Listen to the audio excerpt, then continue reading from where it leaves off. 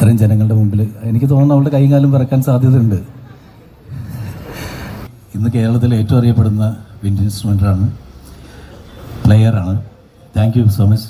I got an opportunity to sing one more fantastic Malayalam song for a film called Magic Mushrooms. ഒരു ജീവനുള്ള ഒരു പട്ടിയാണ് പോയത്. അതിൻ്റെ പേര് ലൈക്ക എന്നാണ്. ലൈക്ക തിരിച്ച് മണ്ണിൽ വന്നിറങ്ങിയപ്പോൾ BBC-യുടെ ചെല്ലുമ്പോൾ നാദിർഷ എന്നോട് കാണിച്ചത്, ഞാനൊരു 1000 പേരല്ല പോട്ടെ, ഒരു 100 പേരോട് എന്തായാലും പറഞ്ഞു.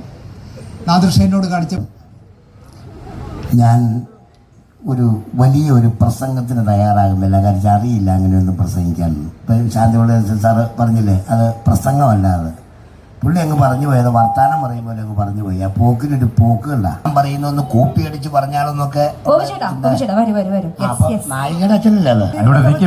തൊട്ടപ്പോ പറയാ തുടർന്ന അങ്ങനെ ആ സീരിയസ് തന്നെ നടക്ക. എനിക്ക് അവനെ കാണണ്ട.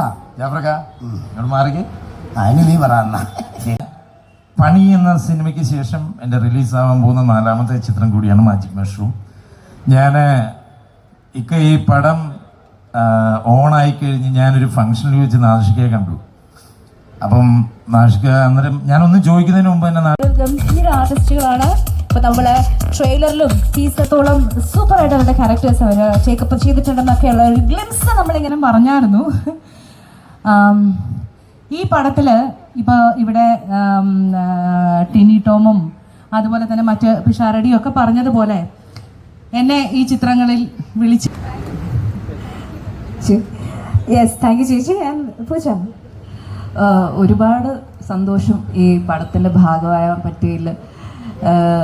നമ്മളൊക്കെ ചെറുപ്പം തൊട്ടേ കണ്ടു വളർന്ന, അല്ലെങ്കിൽ ഗൾഫിലൊക്കെ ഉണ്ടായിരുന്ന സമയത്ത്